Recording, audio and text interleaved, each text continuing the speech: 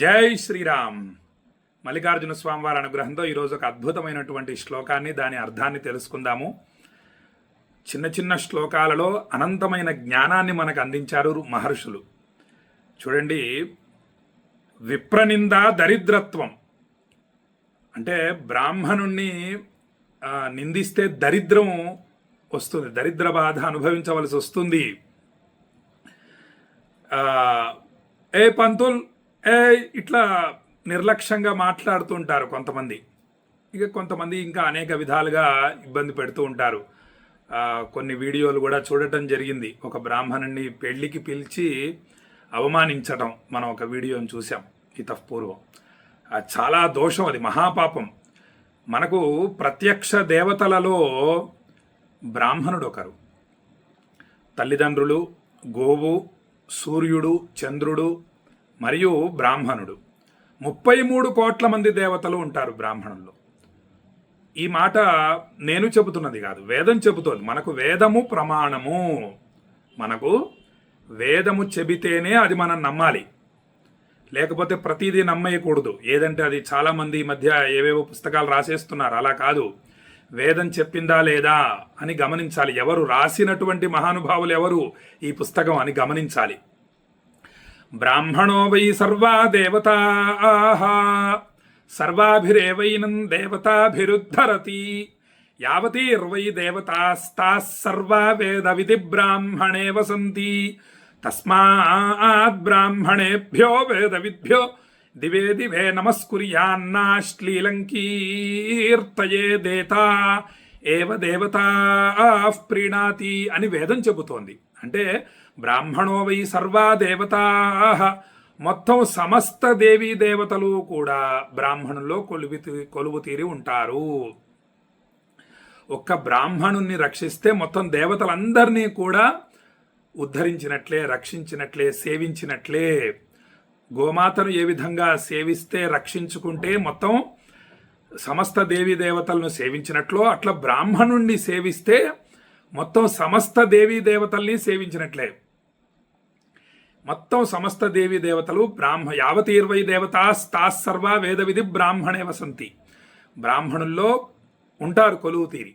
కాబట్టి అందుకే ఆ బ్రాహ్మణుని దర్శనము చాలా విశేషం. కాబట్టి విప్రనింద దరిద్రత్వం, విప్రుణ్ణి బ్రాహ్మణుని నిందిస్తే దారిద్ర్య బాధ అనుభవిస్తారు. శుభప్రదం కాదు. విప్రుణ్ణి నిందించకూడదు, బ్రాహ్మణుని.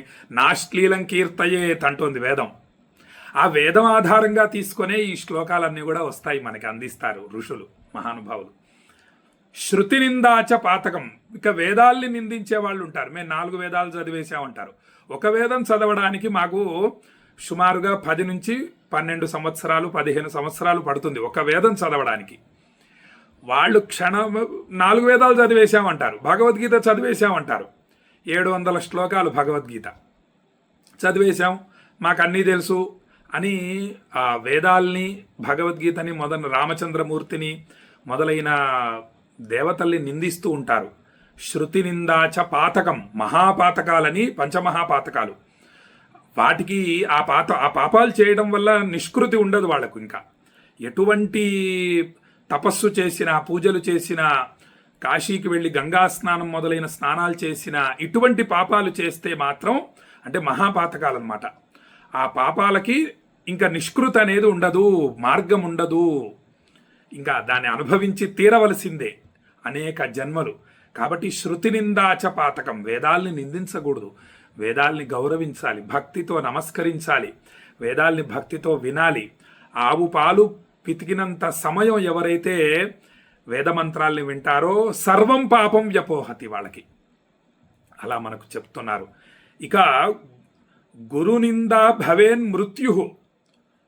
గురువు గారు ఎవరైనా సరే, ఏ గురువైనా సరే, లౌకిక విద్య నేర్పిన వారైనా లేదా ఇతరులు ఎవరైనా సరే, గురువును నిందించకూడదు. సినిమాలలో గురువుని ఏదో ఆట పట్టిస్తూ ఇలాంటి సన్నివేశాల్ని తీస్తూ ఉంటారు.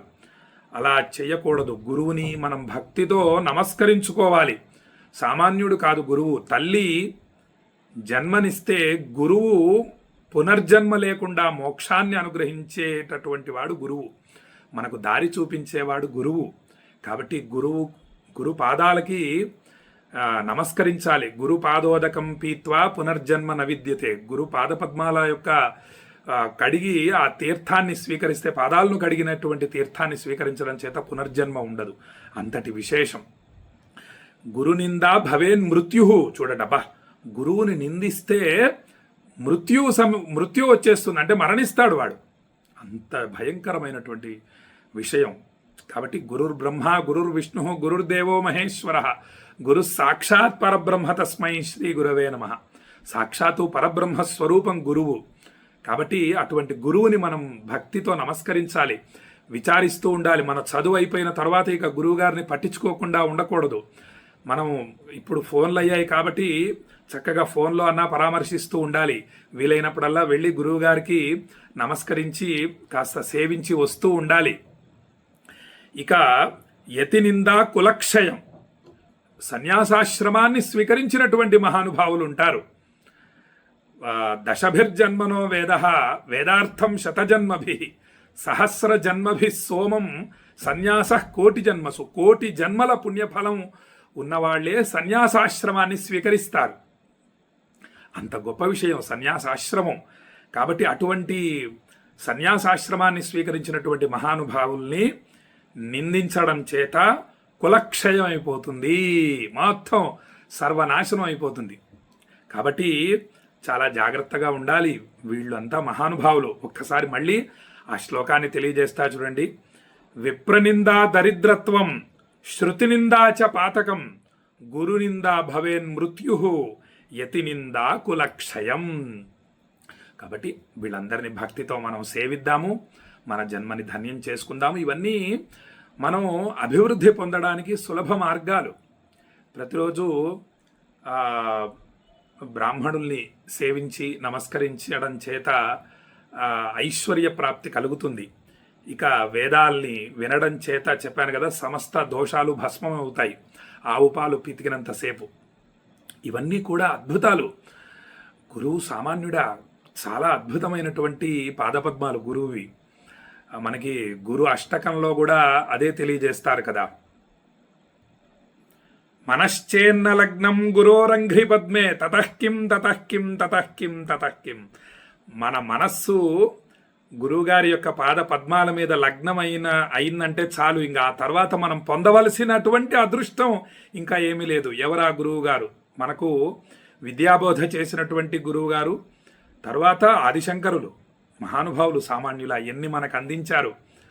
మనకు ఎవరినంటే వాళ్ళని గురువుగా స్వీకరించకూడదు. ఏం చెబుతున్నారు, ఏం చెప్పారు, మనకి మన సనాతన ధర్మానికి ఏం చెప్పారు, ప్రపంచానికి ఏం చెప్పారు, వీరు సందేశం, వీరిచ్చినటువంటి సందేశం ఏమిటి, వీరు అందించినటువంటి అనుగ్రహ భాషణం ఏమిటి అని గమనించాలి. ఇంకా విశ్వనాథుడు మనకు ఆది గురువు.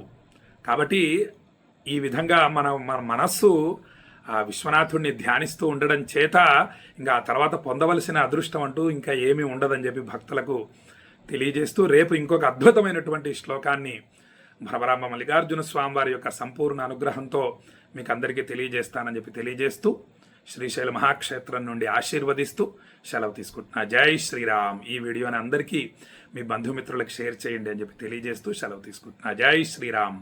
విశ్వనాథాయ మంగళం, విశ్వనాథాయ మంగళం, విశ్వనాథాయ మంగళం.